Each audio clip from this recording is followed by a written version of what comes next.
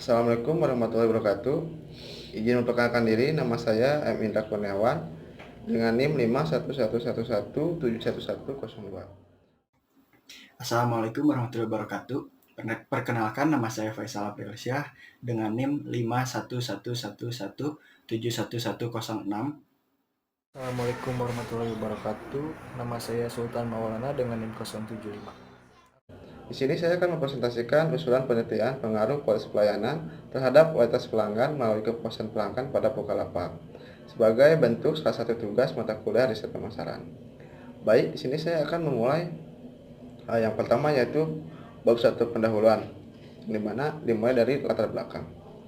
Era globalisasi, saat ini bisnis telah menunjukkan perkembangan yang luar biasa dalam beberapa tahun terakhir ini. Teknologi internet juga menjadi hal yang sangat berpengaruh terhadap kesuksesan bisnis. Tercatat pertumbuhan pengguna internet di Indonesia berdasarkan hasil survei APDI atau Asosiasi Penyelenggara Jasa Internet Indonesia pada tahun 2018 yang sudah mencapai 171,17 juta jiwa, meningkat sebanyak 27,91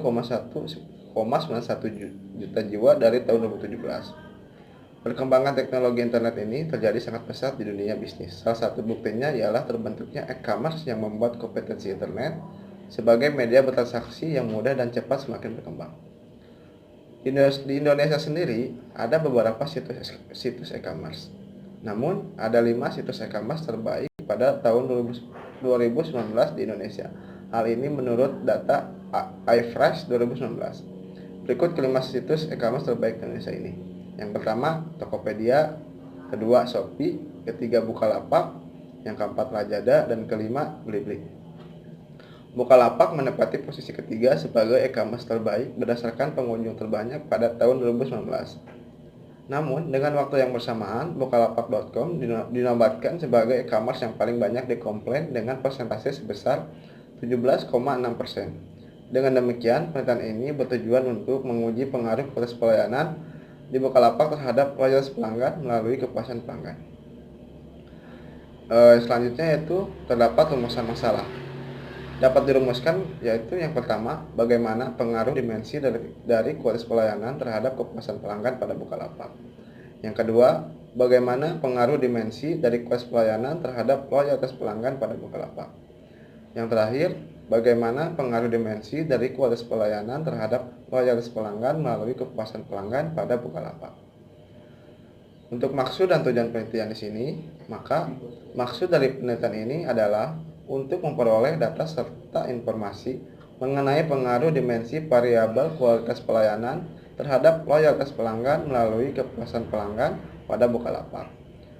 Tujuan penelitian di sini yaitu yang pertama, menganalisis pengaruh dimensi dari kualitas pelayanan terhadap kepuasan pelanggan pada Bukalapak. Yang kedua yaitu menganalisis pengaruh dimensi dari kualitas pelayanan terhadap loyalitas pelanggan pada Bukalapak. Yang ketiga yaitu menganalisis pengaruh dimensi dari kualitas pelayanan terhadap loyalitas pelanggan melalui kepuasan pelanggan pada Bukalapak. Untuk kegunaan penelitian di sini, yang pertama, hasil penelitian ini diharapkan dapat memberikan sumbangan penelitian serta memperluas wawasan bagi kajian keilmuan ilmu manajemen pemasaran sebagai penerapan teori-teori yang dipelajari oleh peneliti selama perkuliahan. Hasil dari penelitian ini dapat digunakan sebagai referensi untuk penelitian selanjutnya dan menambah wawasan mengenai kualitas pelayanan terhadap loyalitas pelanggan melalui kepuasan pelanggan pada Bukalapak. Yang kedua, hasil penelitian ini juga diharapkan dapat memberikan manfaat dan sumbangan kepada pelaku bisnis ataupun startup mengenai pemahaman tentang pentingnya pengaruh kualitas pelayanan terhadap loyalitas pelanggan melalui kepuasan pelanggan sebagai upaya memberikan dampak pada peningkatan usaha bisnis dan daya saing. Di sini saya akan menjelaskan kerangka pemikiran pada penelitian ini. Penelitian ini bertujuan untuk menguji pengaruh kualitas pelayanan terhadap loyalitas pelanggan melalui kepuasan pelanggan pada Bukalapak.com yang berpedoman kepada model konseptual dan ide yang dikembangkan oleh Lestari dan kawan-kawan pada tahun 2018. E-commerce sendiri di sini dapat diartikan suatu proses yang dilakukan konsumen dalam membeli dan menjual berbagai produk secara elektronik dari perusahaan ke perusahaan lain dengan menggunakan komputer sebagai perantara transaksi bisnis yang dilakukan. Hal ini disampaikan oleh Loudon pada tahun 1998. Selanjutnya, kualitas pelayanan adalah upaya yang difokuskan untuk memenuhi kebutuhan pelanggan dan keinginan serta ketepatan penyampaian untuk mengimbangi harapan pelanggan. Hal ini disampaikan Nainggolan dan Pradhanawati pada tahun 2016. Kualitas pelayanan juga terdapat adanya indikator-indikator kualitas pelayanan yang terdiri pada tangibles, reliability, responsive, assurance, dan empathy. Hal ini juga diadopsi dari teori yang dikemukakan oleh Parasuraman pada tahun 1985. Menurut Pasolong 2011, tangibles atau berwujud yaitu sebagai kemampuan perusahaan untuk menunjukkan eksistensinya kepada pihak eksternal. Penampilan dan kemampuan sarana dan prasarana fisik perubahan dari keadaan lingkungan sekitar merupakan bukti nyata dari pelayanan yang diberikan oleh pemberi jasa yang meliputi fasilitas fisik yang terdiri dari gedung, gudang, dan sebagainya. Perlengkapan dan peralatan yang digunakan yaitu bisa dibilang teknologi atau serta penampilan karyawan. Reliability atau kehandalan adalah suatu kemampuan perusahaan untuk memenuhi kebutuhan para pelanggan dalam hal pelayanan secara cepat, akurat, dan tepat waktu, sehingga akan memuaskan para pelanggan. Hal ini diungkapkan oleh Ciptono pada tahun 2007. Responsif atau ketanggapan adalah keinginan pelayanan membantu dan memberikan pelayanan yang cepat dan tepat kepada pelanggan melalui informasi yang disampaikan dengan jelas. Assurance atau jaminan adalah sikap atau sifat para karyawan yang dapat menambahkan benih kepercayaan di benak para pelanggan yang meliputi sikap sopan, berpengetahuan, berkompeten, dan dapat dipercaya sehingga para pelanggan akan merasa aman serta nyaman terhadap pelayanan yang diberikan oleh perusahaan tersebut. Hal ini diungkapkan oleh Ciptono pada tahun 2007. Yang terakhir yaitu empati adalah sikap untuk memberikan perhatian yang tulus dan bersifat pribadi kepada pelanggan dengan cara memahami keinginan pelanggan itu sendiri. Perusahaan dituntut untuk memiliki pengetahuan secara spesifik mungkin dan memiliki waktu pelayanan yang membuat nyaman pelanggan. Hal ini diungkapkan oleh Pasolong pada tahun 2011. Kepuasan pelanggan didefinisikan sebagai respon pelanggan terhadap evaluasi ketidaksesuaian yang dirasakan antara harapan dan kinerja aktual jasa. Hal ini disampaikan oleh Jetham dan Bittner pada tahun 2012. Menurut Lema Krishna dan Ali pada tahun 2016, kepuasan pelanggan adalah persepsi pelanggan tentang suatu kinerja barang atau jasa yang terkait dengan harapan pelanggan tersebut. Menurut Gerson pada tahun 2010 bahwa untuk mengukur kepuasan pelanggan ini terdiri dari kesesuaian produk yang dibeli dengan harapan, kesesuaian pelayanan yang diberikan dengan harapan, dan kesesuaian fasilitas yang disediakan dengan harapan. Untuk yang terakhir yaitu loyalitas pelanggan. Di sini dapat didefinisikan sebagai suatu komitmen yang dipegang secara kuat untuk membeli kembali atau menggunakan produk-produk atau layanan yang disukai di masa yang akan mendatang, meskipun ada pengaruh situasional dan potensi dapat yang mengubah perilaku. Hal ini disampaikan oleh Oliver pada tahun 2010. Namun, menurut Hasan pada tahun 2014, loyalitas pelanggan merupakan perilaku yang terkait dengan merek yang akan datang. Berapa kemungkinan pelanggan mengubah dukungannya terhadap merek, dan berapa kemungkinan keinginan pelanggan untuk meningkatkan citra positif suatu produk. Oleh karena itu, ada beberapa indikator untuk mengukur loyalitas pelanggan yang dikemukakan oleh Griffin pada tahun 2003. Di antaranya adalah pembelian ulang, membeli antar lini produk atau jasa, mereferensikan kepada orang lain, menunjukkan kekebalan terhadap tarikat pesaing, dan ditambahkan indikator loyalitas pelanggan yang dikemukakan oleh Kotler dan Keller yang terdiri dari pembelian kembali, retensi, dan arahan. Di sini terdapat operasional variabel dari setiap variabel X, Y, dan Z. Untuk variabel yang pertama yaitu kualitas pelayanan ataupun X yang disertai dengan 5 dimensi yang tadi saya telah jelaskan. Untuk yang pertama yaitu tangible dengan indikatornya yaitu kelengkapan produk pada situs belanja online, sarana komunikasi penjual dan pembeli. Dan terakhir yaitu fasilitas yang bermudah untuk mengakses suatu website yang akan diakses. Untuk dimensi reliability yaitu indikatornya yaitu pelayanan yang cepat dan waktu yang akurat. Yang kedua yaitu pelayanan yang memuaskan pelanggan. Untuk dimensi responsif terdiri dari indikator yang pertama yaitu kemampuan memberikan informasi mengenai suatu produk dan tepat dalam melayani konsumen. Untuk dimensi assurance terdiri dari indikator untuk menjamin barang yang diterima dalam kondisi baik, menjamin keamanan dalam bertransaksi, dan fasilitas yang permudah untuk mengakses. Untuk yang terakhir yaitu dimensi empati. Yang pertama yaitu kemudahan komunikasi dengan bahasa yang mudah dipahami dan mudah dipelajari oleh pelanggan. Yang kedua yaitu memahami kebutuhan pelanggan dan kesesuaian produk yang dibeli dengan harapan. Untuk variabel kedua yaitu kepuasan pelanggan atau variabel Y terdiri dari indikator. Yang pertama kesesuaian pelayanan yang diberikan dengan harapan dan kesesuaian fasilitas yang disediakan dengan harapan.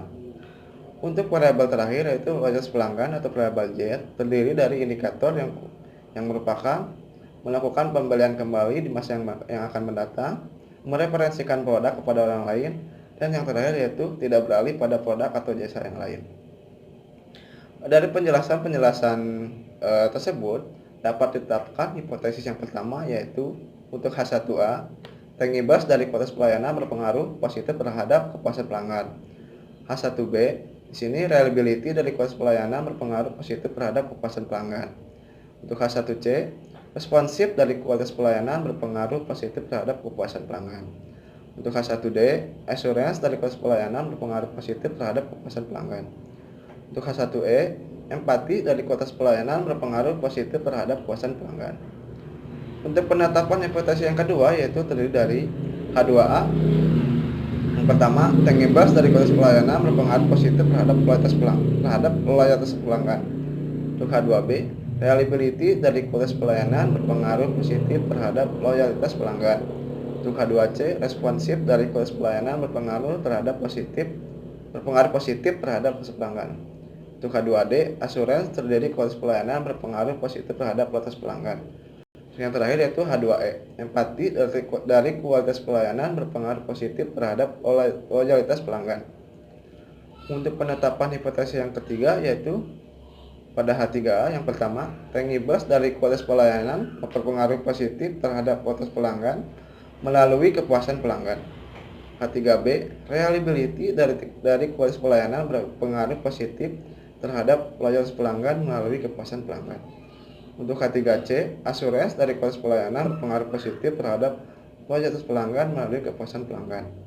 Untuk H4E, empati dari kualitas pelayanan berpengaruh positif terhadap loyalitas pelanggan melalui kepuasan pelanggan. Dari penjelasan kerangka pemikiran tersebut, maka dapat digambarkan model konseptual seperti ini. Bisa dijelaskan di mana tangibles, reliability, responsive, assurance, dan empati dapat berpengaruh langsung kepada kepuasan pelanggan dan dapat juga berpengaruh langsung terhadap kualitas pelanggan. Ataupun dimensi kualitas layanan ini yang terdiri dari tangibles, reliability, responsive, assurance, dan empati dapat berpengaruh terhadap loyalitas pelanggan melalui kepuasan pelanggan. Cukup sekian penjelasan dari saya. Mohon maaf apabila banyak dari kesalahan ataupun salah kata. Selanjutnya, pemaparan selanjutnya akan dijelaskan oleh rekan saya. Untuk selanjutnya, ada metode penelitian. Seluruh tahap dalam penelitian ini berdasarkan pendekatan kuantitatif dengan dilandasi penalaran deduktif.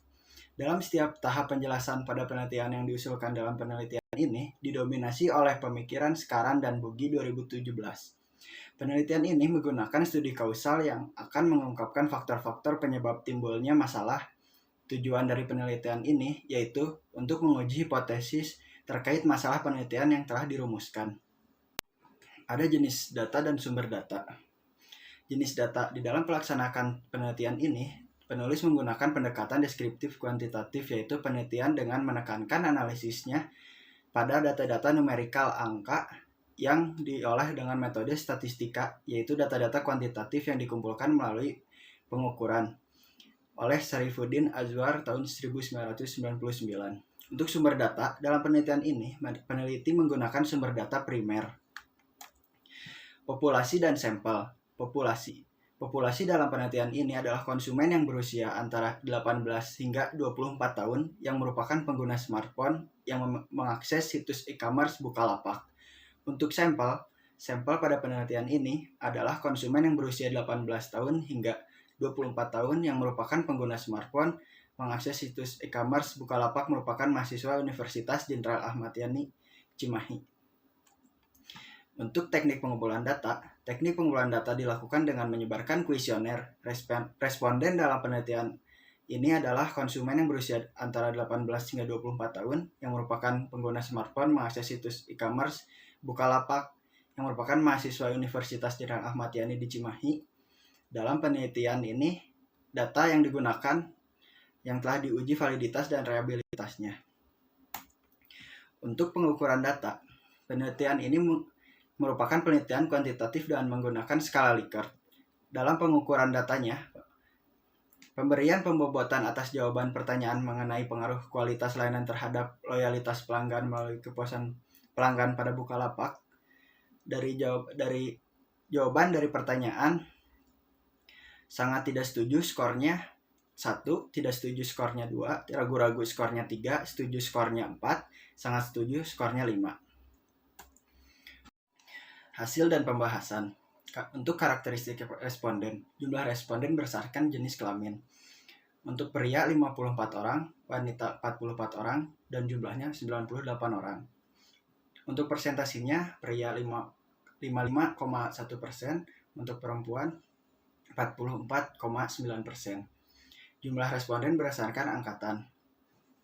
Angkatan 2019 ada 9 orang, 2018 ada 25 orang, angkatan 2017 50 orang, angkatan 2016 14 orang.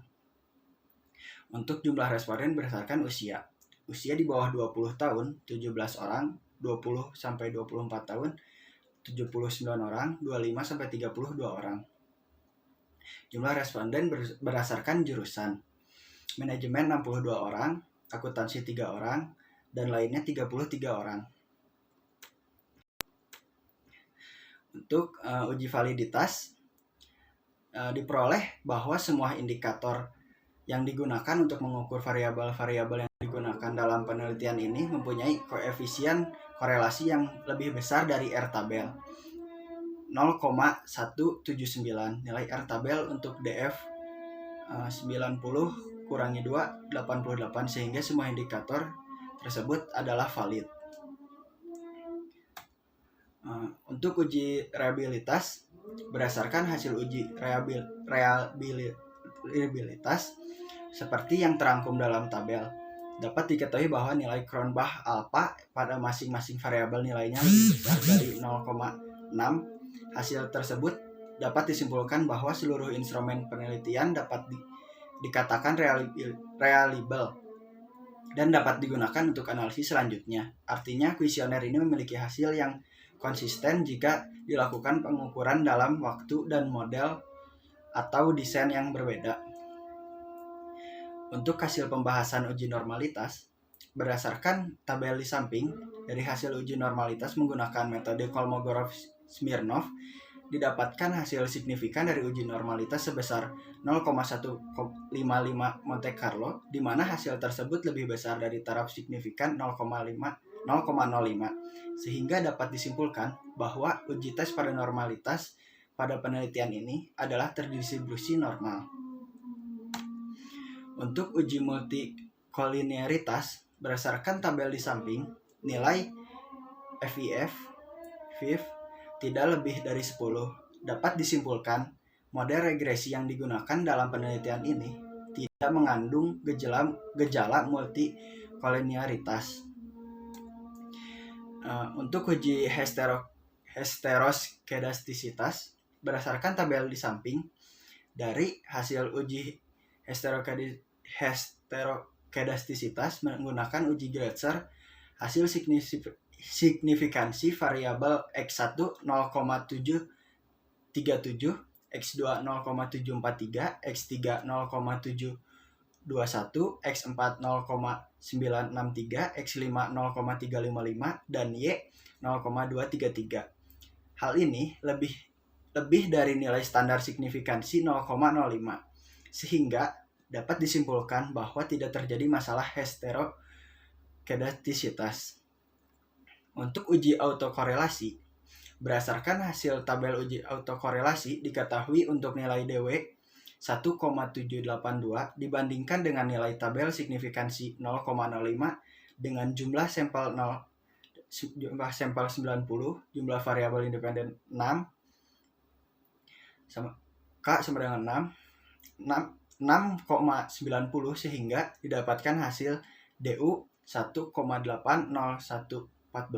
sehingga DW lebih kecil dari batas DU sehingga dapat disimpulkan bahwa terdapat autokorelasi. Untuk selanjutnya akan dilanjutkan oleh rekan saya. Akan menjelaskan hasil analisis jalur 1.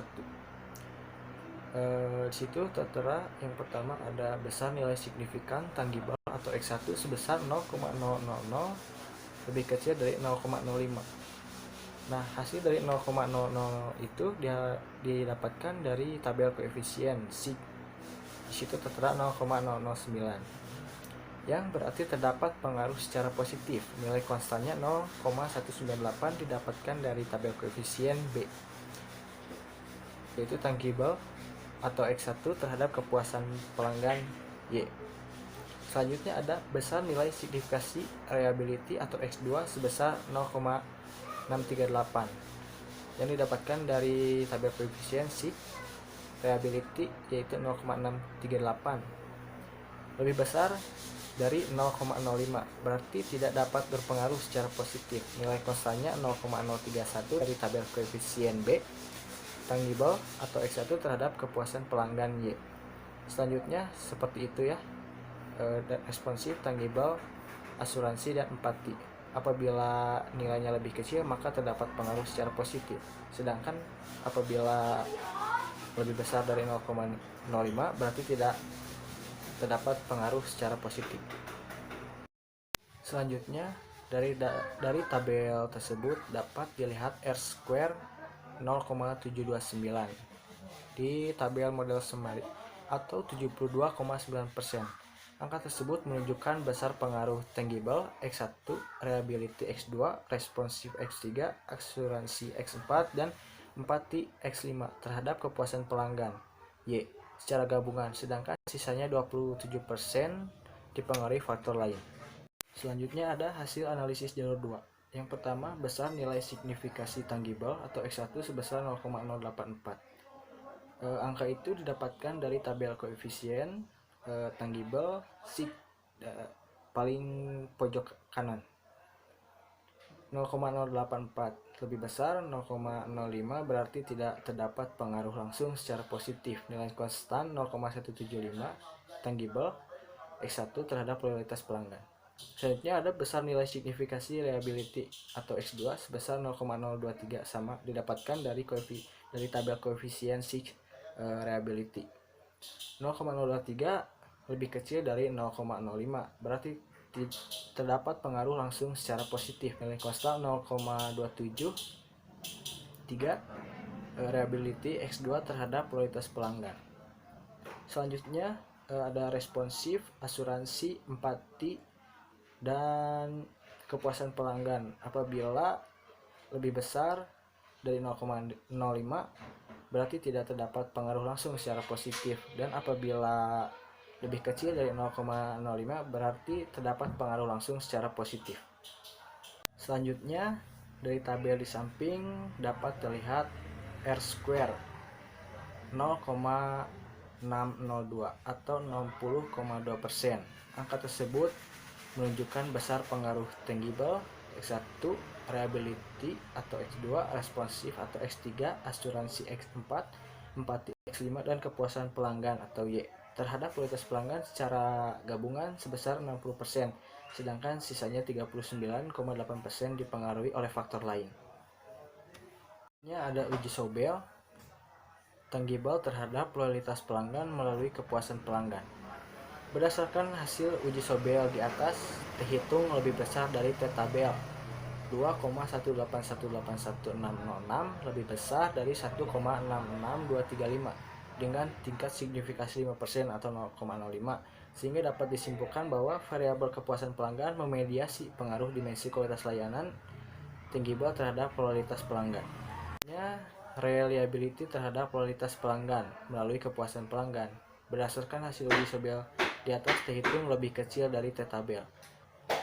Angkanya 0,46242297 lebih kecil dari 1,66235, sedangkan tingkat signifikasi 5% atau 0,05, sehingga dapat disimpulkan bahwa Variabel kepuasan pelanggan tidak memediasi pengaruh dimensi kualitas layanan atau reliability terhadap kualitas pelanggan. Selanjutnya ada responsiveness, asuransi, dan empati.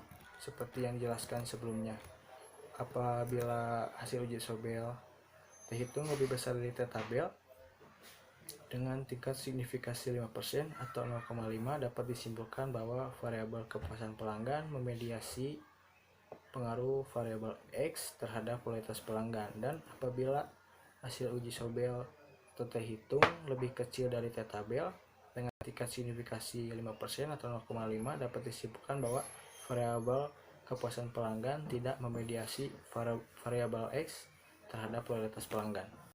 Selanjutnya ada kesimpulan. Berdasarkan hasil penelitian seperti yang telah diuraikan pada bab sebelumnya, dapat ditarik beberapa kesimpulan, yaitu yang pertama, dimensi kualitas layanan tangible berpengaruh positif terhadap kepuasan konsumen. Maka semakin baik persepsi konsumen terhadap wujud fisik, maka kepuasan konsumen juga akan semakin tinggi. Selanjutnya ada reliability, tidak berpengaruh secara positif terhadap kepuasan konsumen, maka daya tanggap tidak terlalu diperhatikan dalam mengakses Bukalapak. Selanjutnya, responsiveness tidak berpengaruh secara positif terhadap kepuasan konsumen. Dan selanjutnya ada asuransi, tidak berpengaruh secara positif terhadap kepuasan konsumen.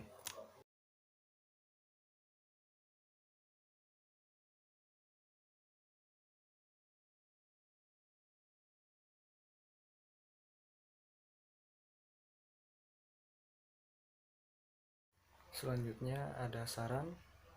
Berdasarkan hasil penelitian, saran yang dapat diajukan penulis adalah sebagai berikut. Yang pertama, untuk perusahaan. Karena hasil penelitian pada Bukalapak ini kurang dalam segi pelayanan yang diberikan Bukalapak, langkah yang dilakukan adalah mengevaluasi kinerja dan perbaikan strategi pada layanan yang akan diberikan kepada konsumen demi peningkatan kepuasan konsumen dan loyalitas konsumen. Dan ada beberapa saran dari beberapa indikator seperti tangible, reliability, asuransi, dan empati. Dan yang kedua, bagi peneliti selanjutnya, hasil ini diharapkan dapat dipakai sebagai acuan dan perbandingan bagi peneliti selanjutnya dengan dapat menambahkan faktor kualitas layanan lainnya dan hal-hal lain yang terkait variabel atau analisis data yang digunakan, karena masih banyak variabel-variabel yang dapat mempengaruhi kepuasan dan loyalitas konsumen selain kualitas pelayanan. Untuk kepuasan konsumen ada faktor lain seperti emosional, harga, dan untuk kualitas konsumen ada faktor kepercayaan, kemudahan, dan pengalaman perusahaan. Selanjutnya, keterbatasan. Keterbatasan yang dialami selama melakukan penelitian yaitu keterbatasan dalam ilmu pengetahuan yang penulis miliki, membuat masih adanya kesalahan kata, kalimat, maupun teori yang ada dalam penelitian ini, serta keterbatasan penelusuran mengenai kejujuran atas jawaban-jawaban responden terhadap pernyataan yang penulis ajukan, sehingga masih terdapat kemungkinan jawaban yang diberikan tidak sesuai dengan kenyataan sebenarnya. Terima kasih, mungkin cukup sekian video presentasi dari saya dan rekan-rekan kelompok saya. Mohon maaf apabila ada kesalahan pengucapan atau perkataan yang kurang dimengerti, karena kita masih dalam proses pembelajaran. Terima kasih. Wassalamualaikum warahmatullahi wabarakatuh.